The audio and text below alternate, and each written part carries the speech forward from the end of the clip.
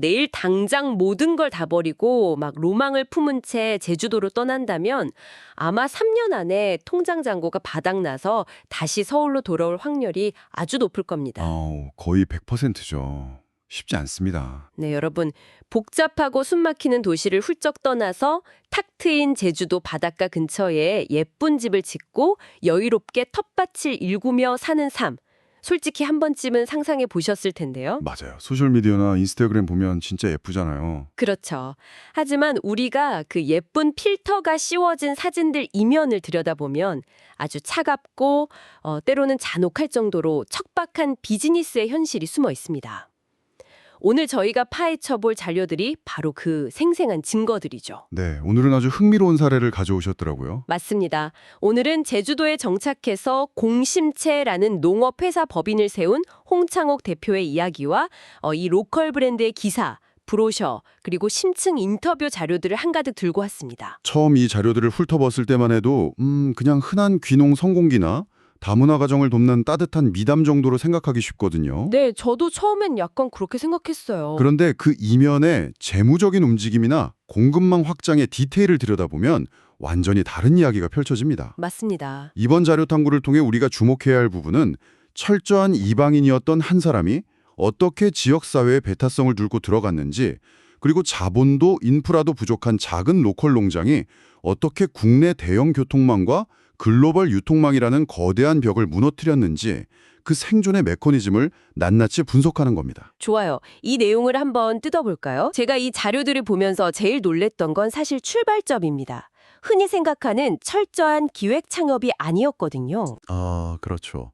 2009년 이야기죠. 네, 2009년으로 거슬러 올라가면 서울에서 이주한 홍창욱 대표가 제주도에서 이력서를 내고 첫 면접 기회를 얻기까지 무려 6개월이나 걸렸다고 해요. 6개월이요? 진짜 오래 걸렸네요. 지금이야 뭐 제주 한 달 살기다, 워케이션이다 해서 외지인들의 진입이 엄청 흔해졌잖아요. 근데 2009년 당시만 해도 외지인은 3년도 못 버티고 육지로 도망간다는 인식이 지역사회에 아주 깊게 뿌리 박혀 있었으니까요. 맞아요. 그 당시에는 공개 채용이라는 시스템 자체가 거의 작동하지 않던 시절이었습니다. 아, 그럼 어떻게 사람을 구했던 거죠? 철저하게 지인 추천이나 혈연, 지연을 통해서 사람을 구하는 폐시적인 구조였던 거죠. 그러니까 육지에서 온 사람에게 일자리를 내어주는 것 자체가 일종의 리스크라고 여겼던 겁니다. 와, 이건 완전히 유치원 때부터 초중고를 다 같이 나와서 서로 집안의 숟가락 개수가 몇 개인지까지 다 아는 끈끈한 동네에 네, 혼자 뚝 떨어진 거나 다름없었죠. 맞아요. 동네 사람들은 저러다가 곧 전학 가겠지 하고 마음을 안 주는 거잖아요. 그래서 처음에 홍 대표가 선택한 방식이 팟캐스트 방송이었더라고요. 네, 도민들과 외지인들 사이에 가교 역할을 해보겠다고 마이크를 잡은 건데 근데 결국 깨닫게 됩니다. 밖에서 아무리 떠들어봤자 그 커뮤니티의 진짜 이론이 될 수는 없다는 걸요. 그들의 세계로 진입하려면 결국 그들의 언어로 말해야 했고 제주도에서 그 궁극의 언어는 바로 농업이었습니다. 그렇죠. 오죽하면 도청 공무원들도 퇴근하고 나면 본인 귤밭에 가서 농사를 짓는 곳이니까요. 아, 공무원들까지요? 네. 그래서 농업을 선택한 것 자체는 지역 융화의 관점에서 아주 탁월한 접근이었습니다. 그런데 여기서 정말 흥미로운 점은 작물의 선택입니다. 흔한 귤이나 무가 아니었죠. 맞습니다. 흔하디 흔한 감귤이나 월동무가 아니라 공심채. 그러니까 우리가 흔히 동남아 식당에서 모닝글로리라고 부르는 아열대 채소를 골랐거든요. 아, 모닝글로리 진짜 맛있잖아요. 근데 왜 하필 그걸 골랐을까요? 기후변화로 인해서 제주도가 점차 아열대성 기후로 변해가는 환경적 요인도 있었지만요. 가장 결정적인 건 서귀포 지역에 정착해 살아가던 베트남 등 다문화 결혼 이주 여성들에게 주목한 결과였습니다. 아, 그들에게 가장 익숙하고 가장 잘 키울 수 있는 작물을 사업 아이템으로 삼은 거죠. 저는 이 대목에서 회사 이름의 뜻을 보고 진짜 무릎을 탁 쳤습니다. 공심채가 그냥 채소 이름인 줄 알았거든요. 아, 다른 뜻이 숨어 있었죠. 네, 한자로 공평할 공 혹은 함께 공에 마음심 그리고 빛날 채를 쓰더라고요. 그러니까 함께 마음을 모으면 빛이 난다는 뜻이에요. 장명 센스가 엄청나네요. 그러니까 이들에게 농업은 단순히 밭에서 작물을 캐다 팔아서 돈을 버는 1차원적인 수단이 아니었던 거예요. 이주민과 선주민 그리고 다양한 인종이 섞여서 일하면서 자연스럽게 서로를 이해하게 만드는 일종의 사회적 통합 장치로 농업을 활용한 거잖아요. 맞습니다. 농업을 커뮤니티 빌딩의 도구로 쓴 겁니다. 이주 여성들에게는 경제적 자립을 제공하고 홍 대표 본인에게는 지역사회 깊숙이 뿌리내릴 수 있는 명분을 만들어준 완벽한 초기 세팅이었죠. 네, 진짜 취지는 너무 아름답습니다. 박수가 절로 나와요. 근데 지금 이 자료를 꼼꼼히 보면서 여러분이 드는 생각은 제가 드는 생각과 완전 똑같을 겁니다. 어떤 생각이죠? 비즈니스적인 관점 말씀하시는 건가요? 네, 아니 취지는 너무 좋은데 제주도가 베트남처럼 1년 내내 더운 것도 아니고 고정적인 식당 수요도 없다면 결국 이 비즈니스는 망하는 거 아닌가요? 아주 예리하십니다. 바로 그 지점에서 이상과 현실이 정면으로 충돌하게 됩니다. 아, 역시 위기가 있었군요. 네, 실제로 초기 3년 동안 공심채는 회사라는 껍데기만 있었지 공심채를 팔아서는 도저히 생존이 안 되는 구조였습니다. 아열대 채소는 개인 소비자가 마트에서 선뜻 집어드는 품목이 아니잖아요. 그렇죠. 생소하니까요. 게다가 식당 납품도 유동적이라 폐기율이 너무 높았죠.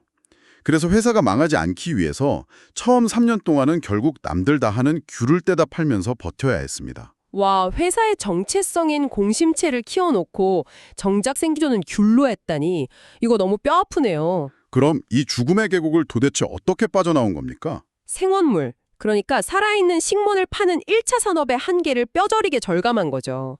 그리고 제조업으로의 영리한 피봇, 즉 사업 방향 전환을 결심합니다. 제조업으로요? 네, 작물을 아열대 채소에서 생허브, 특히 바질이나 민트, 로즈마리 같은 작물로 과감하게 변경하고 이걸 가공하기 시작한 겁니다.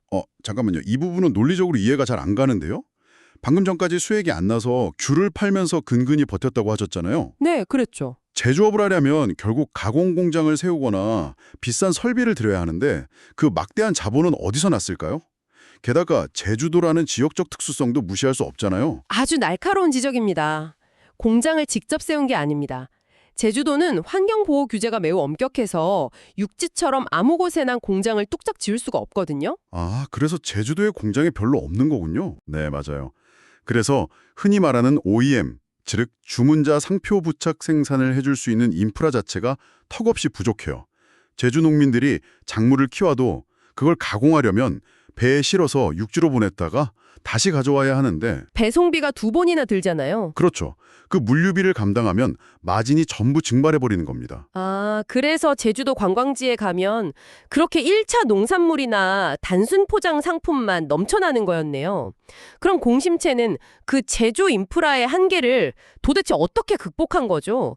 게다가 작물도 하필 바질이잖아요. 바질이 왜요? 제가 요리를 좀 해봐서 아는데 바질은 오전에 잎을 따면 오후에는 벌써 까맣게 시들기 시작하는 엄청나게 예민한 식재료거든요. 이걸로 어떻게 안정적인 제조업을 한다는 건지 상상이 안 갑니다. 이걸 더 큰 그림과 연결해보면 정말 기가 막힌 전략입니다. 그 바질의 치명적인 단점이 바로 공심채에게는 독점적인 무기가 된 거거든요. 치명적인 단점이 무기가 됐다고요? 네. 육지에서 제주도로 신선한 생바지를 배송하는 건 비유하자면 한여름 사막에 얼음을 배달하는 것만큼이나 비효율적이고 어려운 일입니다. 그런데 제주도 내에 있는 수많은 이탈리안 레스토랑이나 예쁜 카페 입장에서는 바질이 대량으로 필요하진 않아도 요리의 완성도를 위해 무조건 있어야 하는 필수 재료거든요. 세상에 신선도 유지가 너무 어려우니까 대기업의 물류망조차도 쉽게 침투하지 못하는 완벽한 로컬 독점 시장을 발견한 거네요. 정확합니다. 비행기나 배를 탈 필요 없이 제주도 내에서 수확해서 그날 바로 식당으로 직배송하는 틈새 시장을 꽉 잡은 겁니다. 와, 똑똑하네요, 진짜. 그렇게 생허브 납품으로 현금 흐름을 안정화시킨 뒤에요. 식당에 납품하고 남은 혹은 상품성이 조금 떨어지는 바질들을 모조리 모아서 티백과 음료로 가공하는 2차 전략으로 넘어간 거죠. 그럼 아까 말한 OEM 공장 문제는 어떻게 해결했나요? 지역 내에 있는 소규모 유휴 가공시설들을 수소문해서 협력하는 방식으로 지혜롭게 해결했습니다. 버려질 뻔한 재고를 고부가치 상품으로 완전히 연성해냈군요. 이때 나온 제품이 바로 제주 바질 블렌딩 티인데 성과 지표가 정말 압도적입니다. 네, 엄청나게 팔렸죠. 2021년 출시 이후에 티백만 10만 개 이상이 팔려나갔고 크라우드 펀딩 플랫폼 해피빈에서는 무려 목표 금액의 416%를 달성했어요. 근데 흥미로운 건 이 음료의 디테일입니다. 어떤 디테일인가요? 단순히 바질 향 나는 물이 아니에요. 카페인, 설탕, 칼로리가 전혀 없는 이른바 3G로 트렌드를 정확히 겨냥했고요. 심지어 베이스가 되는 물조차도 일반 정제수가 아니라 제주만의 미네랄이 풍부한 용암해수를 사용했어요. 이거 진짜 스토리가 겹겹이 쌓여있네요. 원물이 가진 물리적인 한계를 가공이라는 기술로 뛰어넘고 거기에 제주의 청정 이미지와 현대인들의 건강 트렌드를 하나의 패키지로 완벽하게 묶어낸 아주 기획의 승리라고 볼 수 있습니다. 여러분, 제가 볼 땐 여기서부터가 진짜 흥미로워집니다. 이 회사의 진짜 무서운 점은 제품 기획력이거든요. 어떻게 생존할 것인가에 대한 모델을 찾자마자 제품 라인업을 막 폭발적으로 늘려나가는데 이게 그냥 구색 맞추기가 아닙니다. 네, 제품군이 꽤 다양하더라고요. 맞아요. 밥 지를 때 툭 넣기만 하면 비건 건강식이 툭딱 완성되는 건조나물 믹스 제주밥 한 끼, 그리고 캠핑이나 여행 갈 때 딱 좋은 60g짜리 튜브형 제주 딱새우 비빔장 같은 것들이 쏟아져 나옵니다. 기내식 같은 B2B용으로 20g짜리 소포장도 만들었죠. 네, 심지어 ESG 경영 트렌드에 맞춰서 I'm Great 스낵김이라는 제품은 아예 플라스틱 트레이를 없애버렸어요. 맛도 귤맛, 딱새우 고추장 맛으로 철저히 제주스럽고요. 근데 여기서 하나 짚고 넘어갈 게 플라스틱 트레이를 없앤 건 단순히 환경을 보호한다는 착한 이미지를 위한 것만은 아닙니다. 아, 실용적인 이유가 또 있나요? 네, 최근 대형 B2B 바이어들이나 글로벌 유통망에서는 납품업체의 ESG 실천 여부를 필수 조건으로 아주 깐깐하게 따지거든요.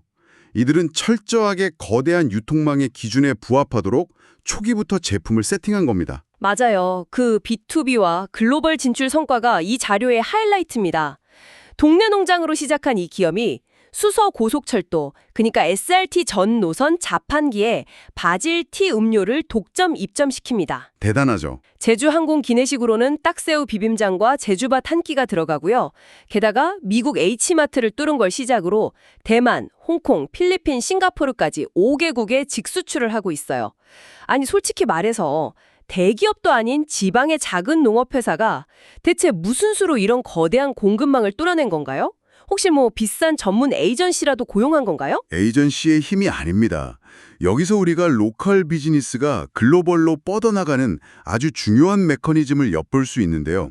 SRT 입점 과정을 보면 공심체 혼자 한 게 아닙니다. 아, 혼자 다 뚫은 게 아니군요. 네, 지역 내 17개 사회적 기업들이 힘을 합쳐서 SRT 굿즈 제작 팀이라는 컨소시엄을 구성했어요. 개별 로컬 기업은 물량 맞추기도 힘들고 마케팅 비용도 감당이 안 되잖아요. 그렇죠. 자본이 없으니까요. 그런데 이들이 하나로 뭉치니까 대형 바이어와 당당하게 협상할 수 있는 규모의 경제가 생긴 겁니다. 뭉쳐서 체급을 싹 키우는군요. 그럼 글로벌 수출은 어떻게 한 거죠? 인터뷰 자료에서 홍창욱 대표의 말이 모든 걸 설명해 줍니다. 이렇게 말했죠.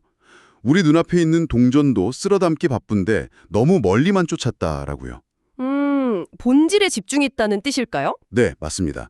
글로벌로 나가겠다고 무작정 해외 박람회만 쫓아다니며 허황된 꿈을 꾼 게 아니라 철저하게 제주 지역 주민들, 제주의 유명 호텔과 식당들부터 완벽하게 만족시키는 데 집중했다는 뜻입니다. 아, 로컬 시장을 먼저 꽉 잡았군요. 그렇습니다. 로컬에서 압도적인 품질을 인정받고 제주의 진짜 오리지널리티라는 브랜딩이 확고해지니까 오히려 해외 바이오들이 한국의 진정한 로컬 상품을 찾아서 역으로 먼저 연락을 해오기 시작한 거죠. 와, 가장 지역적인 것이 가장 세계덕이라는 클리셰가 비즈니스 현장에서 정확히 증명된 사례입니다. 결국 본질에 집중하니까 거대한 유통망이 스스로 길을 열어준 셈이네요.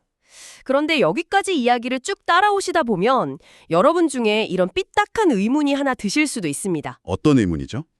처음에는 다문화 가정 여성들 돕고 지역사회 통합하겠다고 엄청 착하게 시작하더니 결국 돈 안 되니까 제조업으로 피봇하고 글로벌 수출하면서 돈 맛을 본 거 아니야. 원래 그 선한 미션은 다 내다 버린 거 아닐까 하고요. 그래서 이 모든 게 결국 무슨 의미일까요? 비즈니스가 커질 때 흔히들 겪는 가치의 딜레마죠. 하지만 자료를 살펴보면요. 공심체의 사회적 미션은 오히려 비즈니스 성장에 비례해서 훨씬 더 묵직하게 진화했습니다. 아직도 그 미션을 유지하고 있나요? 그럼요. 현재도 주말마다 사회적 농장 프로그램을 활발히 운영하고 있는데 이게 단순한 봉사활동 수준이 아닙니다. 중국, 대만, 베트남에서 온 5가족이 아이들과 함께 주말마다 모여서 텃밭을 일구고 제주 방언을 배우며 그 작물로 각자의 고향 음식을 만들어 나누어 먹습니다. 오, 진짜요? 네, 선주민과 이주민이 완벽하게 섞이는 진정한 의미의 커뮤니티가 바로 그 밭에서 지금도 굴러가고 있는 거죠. 제가 이 부분에서 진짜 감동했던 디테일 하나 얘기해 드릴까요? 밭에서 아이들이 지루해할까가 장난감을 만들어 주었는데 마트에서 파는 플라스틱 장난감을 사온 게 아니에요. 그럼 뭘 만들어줬죠? 공심채에 채소의 줄기 속이 텅 비어 있다는 점에 착안해서 그걸 툭툭 잘라다가 천연 비눗방울 빨대를 만들어줬대요. 애들한테 엄청난 호응을 얻었다고 하더라고요. 와, 진짜 아이디어 좋네요. 이건 단순히 돈으로 때우는 자선 사업이 아니라 본인들의 농업이라는 본업 속에 커뮤니티의 즐거움을 완벽하게 녹여낸 진짜 창의적인 교육 활동 아닙니까? 맞습니다. 이 대목에서 우리는 중요한 질문을 하나 던지게 되네요. 선한 의도와 착한 마음씨만으로 기업이 유지되고 생존할 수 있을까요? 쉽지 않겠죠. 슬프게도 현실은 그렇지 않습니다. 세상에는 정말 훌륭한 뜻을 가지고 시작했지만 판로를 찾지 못하고 마진 구조를 만들지 못해서 소리 없이 폐업하는 사회적 기업들이 무덤을 이룰 정도로 많거든요. 맞아요. 월급이 밀리기 시작하면 아무리 좋은 미션도 다 공허한 외침이 되어버리니까요. 그래서 홍창욱 대표의 경영 철학이 더 돋보이는 겁니다. 일단 회사가 이윤을 내고 철저하게 살아남아야 우리가 원하는 사회적 가치도 비로소 창출할 수 있다. 이 냉혹한 현실주의가 역설적으로 가장 강력한 이상주의를 지켜낸 겁니다. 진짜 뼈 때리는 말이네요. 살아남아야 가치도 있다. 더 놀라운 건요, 공심채가 자기들만 살아남고 끝난 게 아니라는 점이에요.